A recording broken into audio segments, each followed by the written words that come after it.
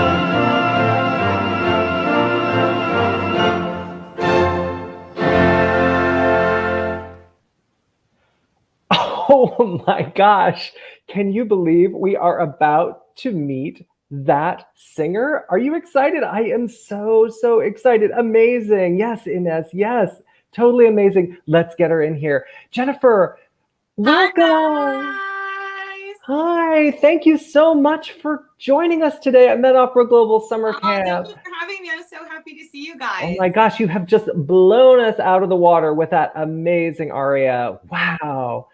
Thank I you. have so many things I want. First of all, it's great to see you. It's been a minute. I Oh, hope it's you're great to well. see you. I know. Jen, will you take a quick moment to just describe yourself and introduce yourself to our campers? Yes, absolutely. Hi, everyone. My name is Jennifer Rowley. I'm a soprano. She, her pronouns. I am a brunette with recently short brown hair. I just cut it all off because it's way too hot in Florida for long hair. I live in Florida. I'm a white female, but I have a great tan. You do.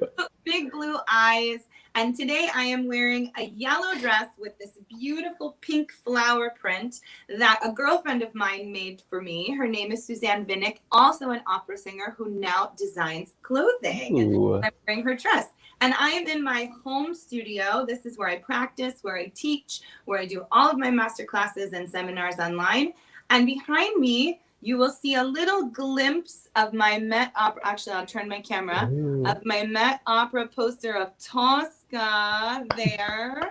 And you will also see a printout of my first ever review in the New York Times for the Carrymore Festival and a picture of a magazine spread that was done for me for my debut at the Metropolitan Opera. And this is one of my absolute, wait, if I move my finger that way, there we go.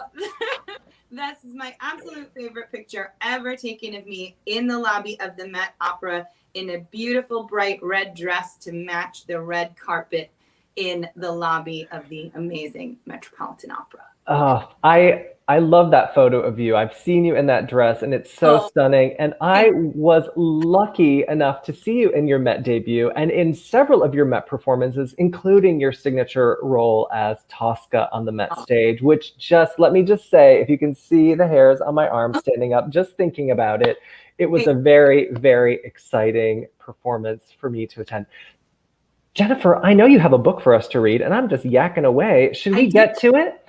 And Yeah, I have a favor to ask. When you're done reading, can I pop back in and maybe we'll take some questions from some of our campers if they have any? absolutely. All right, so Absolutely. campers, pay close attention to this awesome book. And then I know I'm totally fanboying out, Kyrit. I know it's true. This is exactly what you're seeing right now.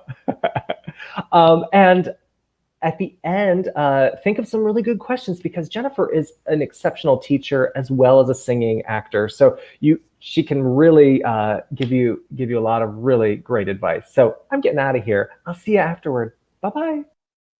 Hi, guys. So great to be with all of you again today. Today, we are going to take a little journey with, wait, this way, Pete the Cat. In this book, on the cover, we have a black and blue Pete the Cat with his amazing red guitar and his red school shoes. And this book, of course, is called Rockin' in My School Shoes. So let's get started. I'm going to try to get it so you guys can see. Oh, good. Here we go. Opening Pete the Cat, Rockin' in My School Shoes. We start on the first page and we have Pete the Cat with his orange backpack and his red school shoes getting out of the bus to head to school. Here comes Pete strolling down the streets, rocking red shoes on his 4 furry feet. Pete is going to school and he sings this song. I was rocking in my school shoes. I'm rocking in my school shoes. I'm rocking in my school shoes. I'm rocking in my school shoes. Pete is sitting at his desk. He's in his classroom. There are yellow walls and a green blackboard with all the kids sitting at blue desks with orange chairs. It's a really colorful page. Pete is at his desk when his teacher says, "Come on, Pete, down that hall to a room with books on every wall." Where is Pete going? Do you guys know? The library! Pete is going to the library where there are tons of colorful books all over the shelves. We've got Mrs. Meow's Party. We've got Adventures with the Big Plane. Tons of books, pictures of cats and bugs and butterflies and frogs and giraffes. Pete has never been to the library before. Does Pete worry? Goodness, no. He finds his favorite book and he sings his song.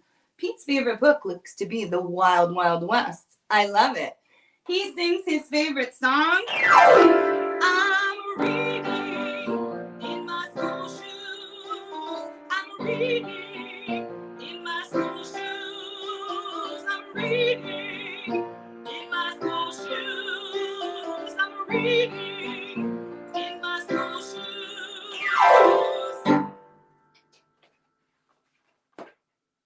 Check out Pete. He's ready to eat in a big noisy room with tables and seats. And he gets out his green lunchbox that says Pete's Lunch across the front. Where is Pete?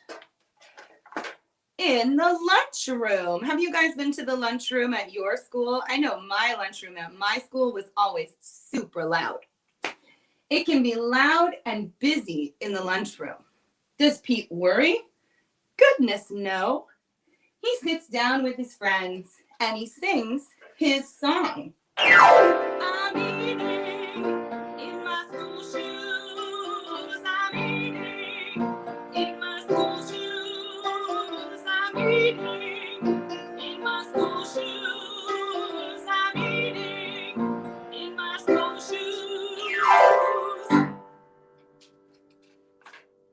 Pete and his friends are playing outside on a green grassy field with swings and tall slides.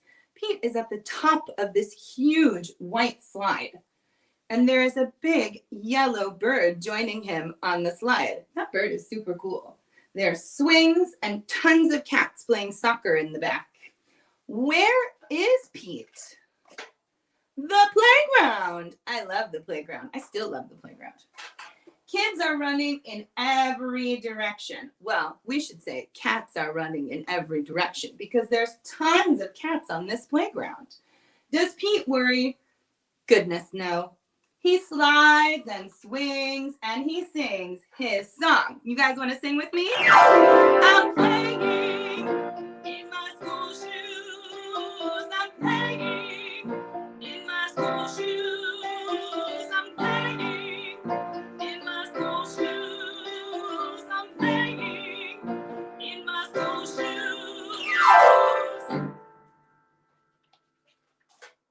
All day long, Pete sings his song. Let's do it.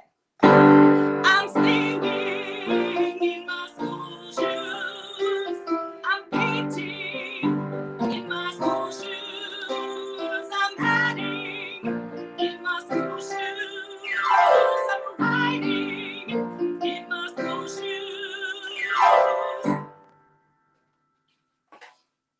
When school is done, Pete rides the bus home.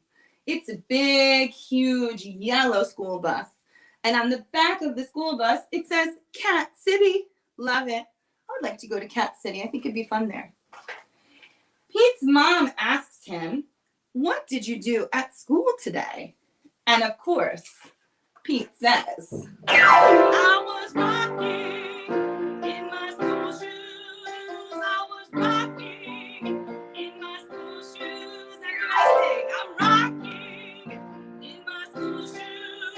I was rocking in my school shoes. And I will do it again tomorrow. Because it's all good.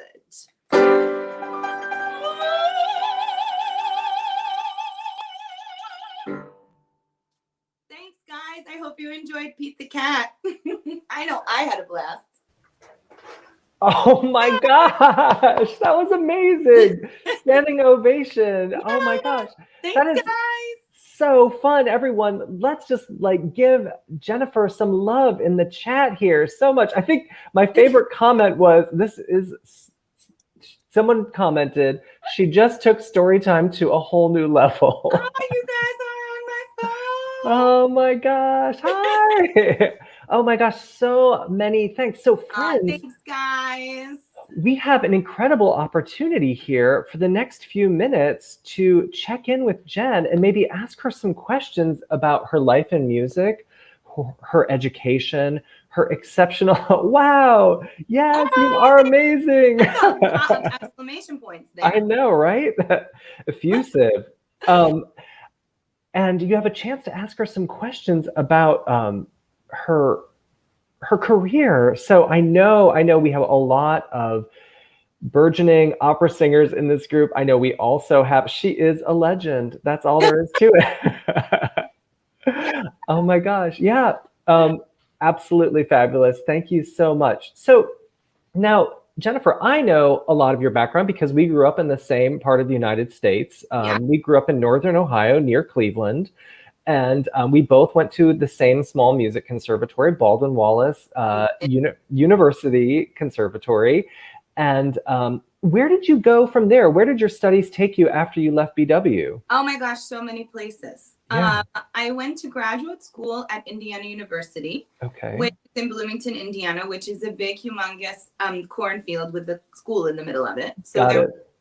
And then I moved to New York City in, about 3 years. So I was in graduate school for about 3 years and I moved to New York City.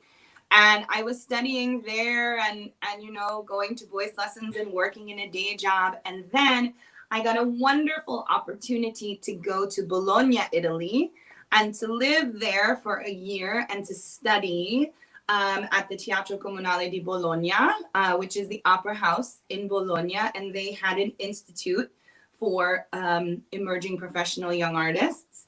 So I went to Bologna to study, and then I came back to the United States, did another young artist program called the Paramore Festival, and then things exploded, which was wonderful. So I have gone a lot of places all over the world, but that's where my education took me to, for sure. Oh my gosh, this is great. And we're getting a lot of exciting questions right now. So yes, Jennifer studied in New York and Bologna, Italy. That's correct. So I love someone just asked what your favorite type of fruit is. I think that's a really good question. I love bananas. Oh wait, especially after working out, they give you lots of potassium. There we go. Now wait, I'm scanning up here. We always have a question or two about when you oh, here it is. It's similar to what Gwen is asking here, but Inez is asking, how old were you when you started your love of music and singing? Oh, that's a great question, Inez. Thank you for asking. I actually started very, very young in dance. My mom took me to ballet when I was 5 or 6, very, very young. There's an amazing photo of me somewhere online. It takes a long time to find it, but I'm literally like 6 years old in a teeny green tutu, pushing a plastic shopping cart with a Cabbage Patch Kid in the shopping cart. Perfect. And we did this, I'll never forget it. We did this little dance called Pretty Baby of Mine. And we pushed around these little shopping carts with Cabbage Patch Kids in them. So that was my very first experience with music. And I continued dancing for a long time. And then when I was in high school, middle school, high school, we had this thing in Ohio called show choir. So if you've ever watched the show Glee, which I think is on Netflix, it's all about basically like what we had in Ohio, which was show choir, where you would sing and dance and wear sparkly costumes and travel around the city and compete around the state and compete with other cities' show choirs. So I started that, I would say middle school, high school. And so I could take the dancing that I had done for, probably about 9-10 years at that point and kind of mix it with singing. I didn't really start singing seriously until middle of high school, when I fell in love with musical theater. and started really, I had to move when I was young. I moved high schools. And when I went to the new high school, they had this big musical theater program. Mhm. And so I did Fiddler on the Roof and Hello Dolly and all these amazing musicals. So And I fell in fun. love with musical theater, and that's what I thought I would do until I went to college and found out that my voice was not really a musical theater voice. It was a big opera voice. And yeah. so my love of music started very, very young because I was around it, you know, in dance all the time. But I didn't really start studying music until I was a freshman in college. Everything else was just, I loved to sing, I loved to dance, so that's what I did. Yeah. Great answer. This is a really wonderful question from our friend Joe in Frankfurt, Germany. Oh, wow. This is a big one. Joe asks, what is one thing you wish you'd known before starting your studies? Joe is in the midst of undergrad auditions at the moment and is both exciting and absolutely terrified. Joe, thank you. It's a really great question. I think I wish I would have known before I started studying in undergrad that this is a very long process. Ooh, good. And we have to be very patient when we are learning to sing, especially opera, because the instrument that we're using is a very fragile instrument. Actually, Dan, would it be okay if I show them their instrument? Because I have him right here. Oh, can you please? I love that. This is Larry the larynx. Oh my gosh. Let me try and make that a little bit bigger for them. Hang on. Okay, so this literally sits right here in your neck. Okay, Oh and Larry, gosh. he's so fabulous. He opens, and you can see your little teeny tiny vocal folds inside of the larynx. They're right in there. So if we close him, I'll show you when you look down. You can look down inside of him. There we go. And you can see your vocal folds are right there. So they're really, really small. And like any muscle in the body, you have to train them. Yeah. If you're a dancer, you have to train your muscles. You have to train your feet. If you're a weightlifter, you have to train your muscles. If you're a marathon runner, you have to train your muscles. You have to train the stamina to run, you know, for long periods of time. These are your muscles. This is your instrument. This is not something you can carry around in a case with you. You know, if you're a violinist or a trumpeter or a horn player, a tuba player, you can carry your instrument around with you. We carry our instrument around right here. So you have to be very careful and very slow in the development and the process of developing the muscles of this, which is called the larynx. Okay. So Joe, I think that I would have loved to know when I was super young that this is a process and it takes a long time and it's not going to happen like that. And you're going to be continuing to work your whole career. You're going to be continuing to study. I still study. I still have my voice lessons and my coachings every week. When I can have them online, I have them online. I can have them in person. I go to New York and have them in person. But you're going to continue to study. You're going to continue to learn. And the voice really won't be ready to go until your late 20s or your early 30s, depending upon the voice type. So I would tell my younger self, because I was not, to be patient and enjoy the process of learning how to sing and learning how to act and learning how to put it all together and go on stage and do these amazing roles, because you have to train your instrument first to get on that stage, and then you can do all the other things. What wonderful advice for any, I mean, I feel like it's advice that I could have used. Where were you when I was in my 20s? I know, if there was anyone to tell us that it's such a long process. Right. And would we have listened? I hope our campers are listening. I wish I would have listened, but probably I was like, no, I want it now. This is a great question from Joanna in Uruguay. What opera have you performed in? What opera that you've performed in is your favorite? And which opera would you like to perform in? Ooh. Lucy, thank you so much, Joanna from Uruguay. So my very favorite opera that I perform is Tosca. Of course, I perform it all the time. Not only do I love the music, which is just absolutely amazing, but I love her character. And what I love most about her character is she is based in a literary work.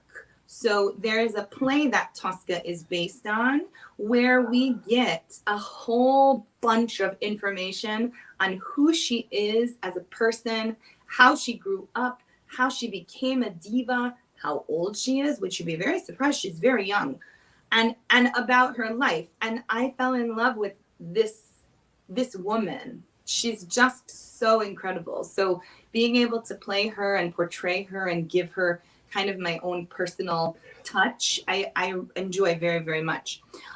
What opera would I like to do? Ooh. I would really love to do Norma.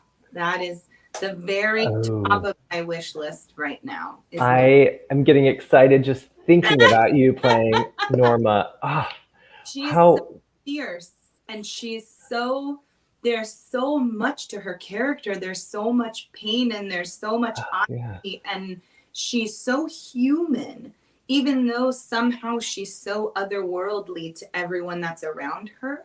She's so human, and she's just amazing. And the music, I was just singing Casta Diva like on 2 days ago in my coaching, and I was like, oh my God, it's so I can't wait to see you play Norma on the Met Opera stage or any stage. Let's cross all our fingers. And let's see what other questions. Oh, Jennifer, I'm sorry. We have to pause for a moment. It's joke o'clock. I'm sorry. I totally, I just was not looking at the time. It's time for a few jokes because this is summer camp, not summer school, and we like to have a good time here. Okay, let's go to Hannah from Brooklyn. All right. Hannah from Brooklyn, New York, USA. Why do we tell opera singers to break a leg? Do you know? Do you know why we tell all the opera singers to break a leg? Oh, Mia, no. Why do we tell opera singers to break a leg? Because every opera has a cast. That's awesome. All right, and then one more here. This is a good one from Aranza in Matamoros, Mexico. Asks, did you hear all about the opera singer who threw the game opening baseball? No, tell me about her. They say she had perfect pitch. Oh, I love Joke O'Clock. Very good. Thank you so much for that one. Oh, so good. You guys have great jokes. I'm really, really glad you keep that going. Okay, let's take do you have time for maybe 2 more questions? I have time. All right. Oh my gosh. Oh, let's see here. I'm scrolling. Let's see. Okay, friends, sorry. I know it's gonna take a quick second. There's a lot of stuff in that chat. I mean, it really is. Well, this is always a fun one, and we've gotten this from a few people. What is your favorite costume you've ever had the chance to wear? My goodness. Okay, my most favorite costume, you're gonna die, was at Baldwin Wallace. Yes, do you remember this? I think I know what you're going to say. You know what I'm talking about, right? Was it the Queen of the Night costume? The Queen of the Night costume. Please describe it for everyone. Yes, I will. So when I was younger, guys, I was a coloratura soprano. Should I have been? We don't know. But I am not a coloratura soprano now, okay? But when I was in college, they did the magic flute. And of course, we all know, that was me, Queen of the Night, okay? And literally, I've been on all these stages in the world and worn costumes at the Met and all this stuff. And I seriously loved this costume more than any other costume. So it was a humongous, like midnight purple, midnight blue mixed dress, a huge ball gown. So corset on the top, big, huge skirt, covered in sparkles. Yeah, which of course we all love, right? And of course a big tiara crown. Yes. They made me a cape. Okay. And this was not any cape. This cape had a harness around my shoulders like a backpack. So you know when you put your arms through the backpack and you have the strap that goes around your shoulder to carry the backpack. Basically, this cape was my backpack, okay? And the fabric was so large that they attached it to one of the flies in the theater. So the flies are basically poles that hang from the ceiling by cables. And people attach backdrops, paintings, LED screens, all kinds of stuff to these flies. And they call them flies because they can fly out and fly back in with just a pull of a cable on the side of the set. So they attached this fabric to one of these bars, to one of these poles that flew up into the ceiling. And when I walked on stage, I brought this huge cape, which literally covered the entire set. And it had these little crystal stars all over Everywhere. Everywhere. It was so sparkly. But when I stood there, it looked like I had brought the night over top of the entire set. It was the most creative and unique thing I have ever seen. And I applaud the school for having done something like that because it sticks in my mind as my most favorite thing I've ever worn. Can I tell you, I was on stage crew for that opera. And I was one of the people that, because there was a quick change almost, because you came out in the dress and then we had to come and kind of put the harness on you. Yes. And then like fly in oh my gosh, I remember it very, very well. It was very stressful. It was very stressful because if I didn't get out of it in time, I was like hanging from the fly. Literally flying away. Literally flying away. Oh, but yeah. That was so, I mean, yeah. I've never seen anything more creative. Like, shout out to our Professor Charlotte Yetman who designed that costume. Shout out, yes. This is a great question from Sophia, who I believe is in Russia.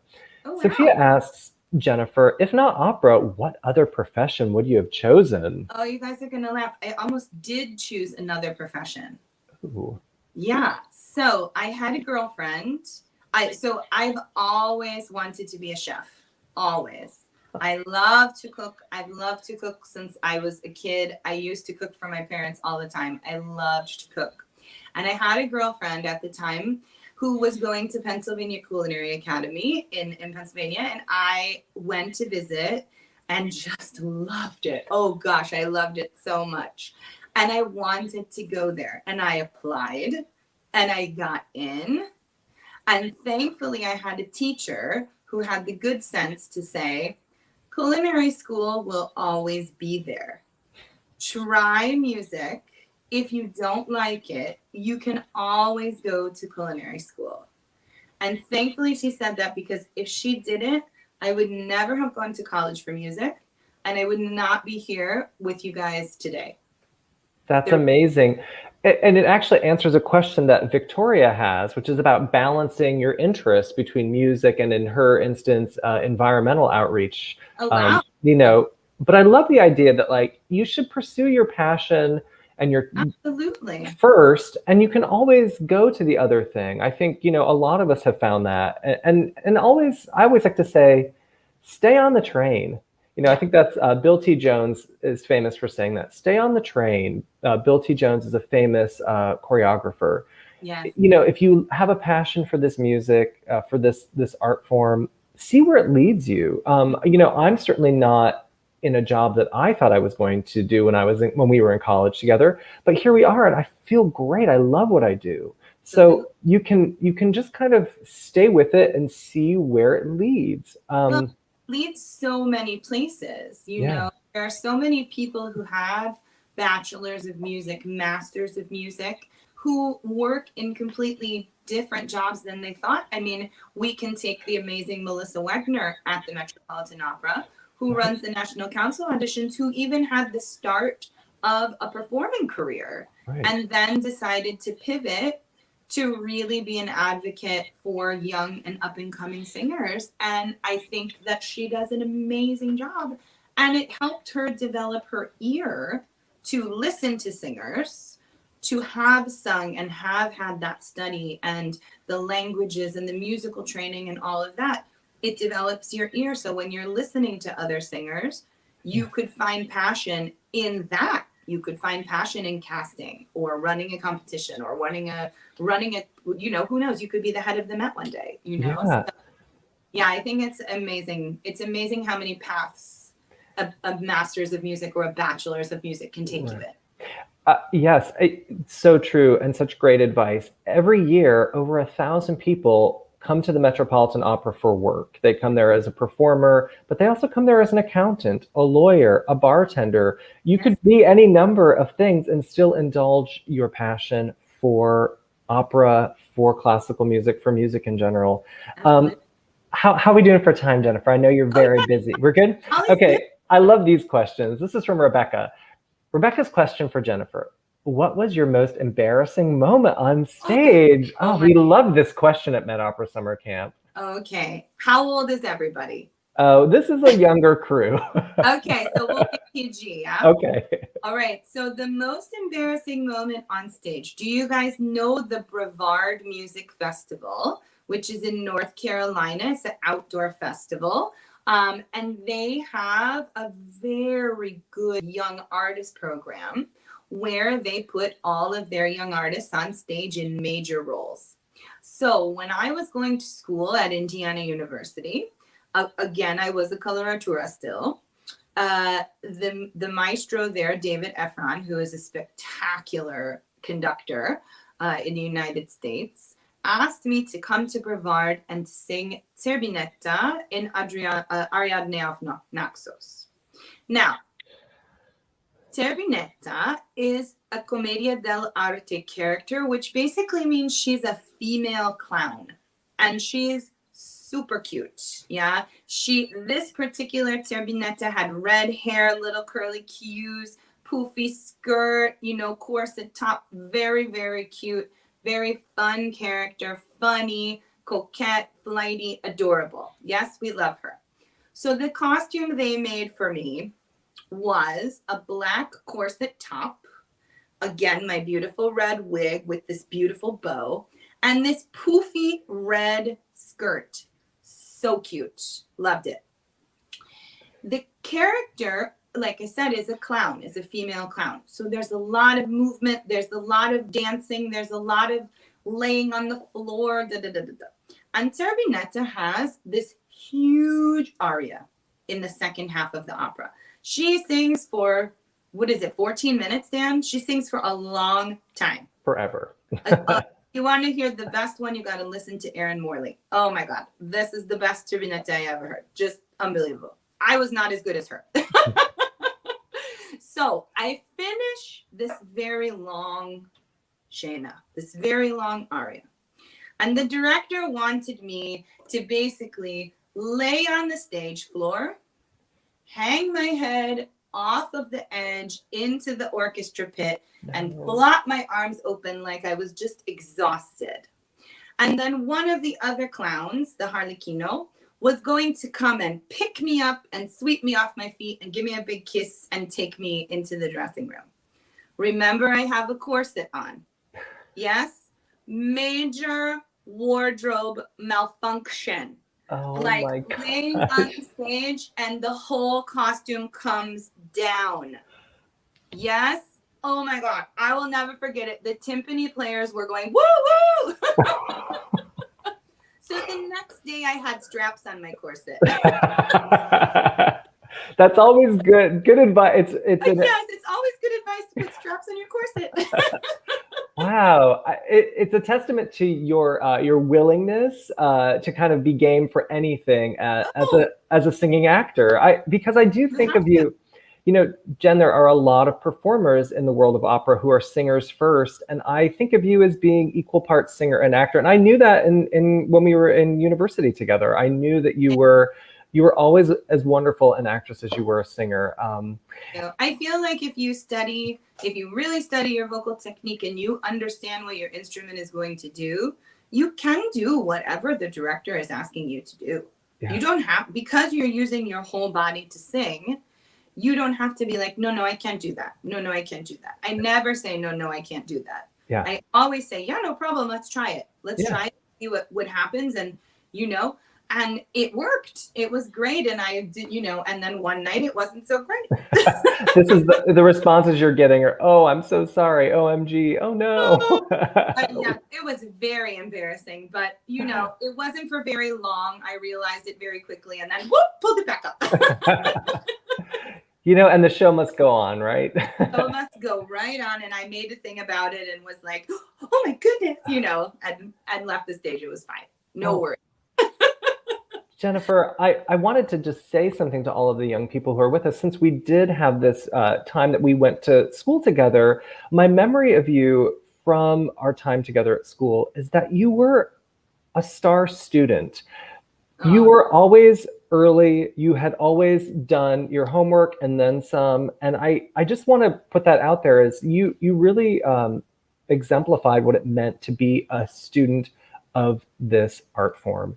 And you still, I think, bring that kind of curiosity and that, let's say, ferocity into every process that you're a part of, whether it's at the Met or anywhere. I mean, all of the places around the world that your passion and your talent have taken you. And you're really nice. And you're a really good time. So when you get into school, I think sometimes people say, you can either be a good student or, it's an either or, and it isn't. You can be all the things. You can be a superb singer, an excellent actor. You can be someone who is a great A plus student who's also a sensational artist. So you don't have to choose. You can work really hard and get all of it in. And I think it's actually really important in school to practice studying, because the studying and the learning, it never goes away.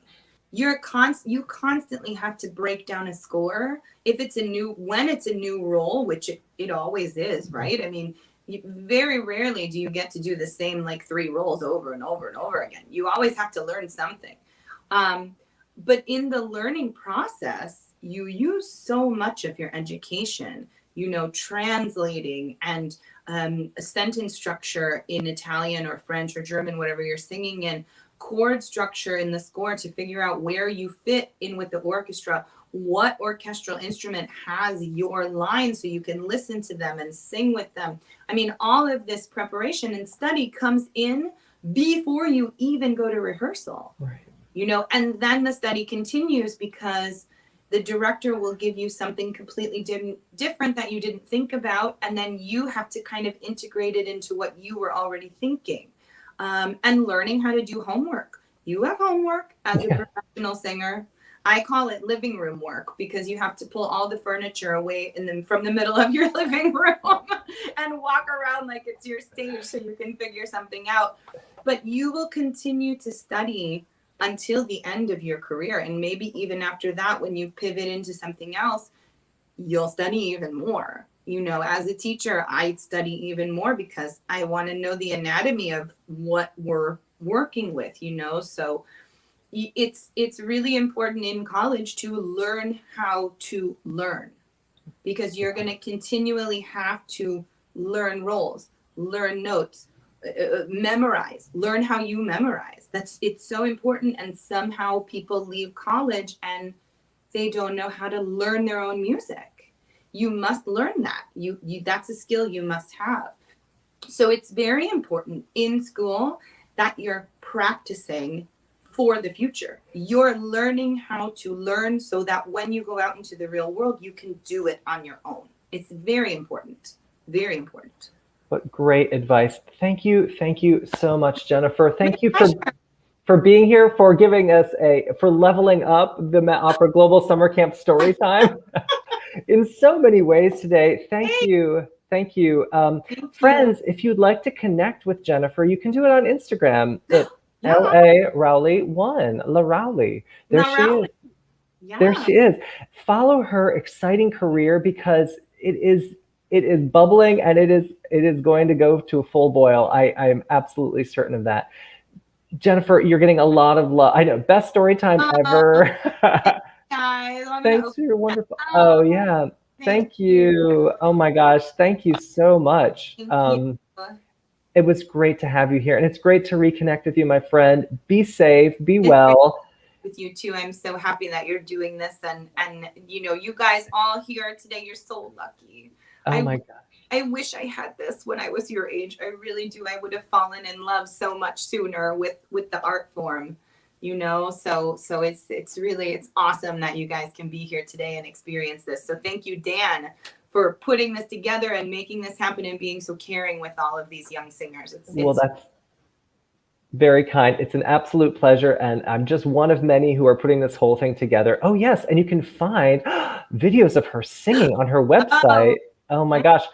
Thank you cute. for putting that up, Dr. Kamala. And you know what, friends? I am going to sign off. I think I need to see that video of Jennifer singing that remarkable song one more time. I think you might need it too.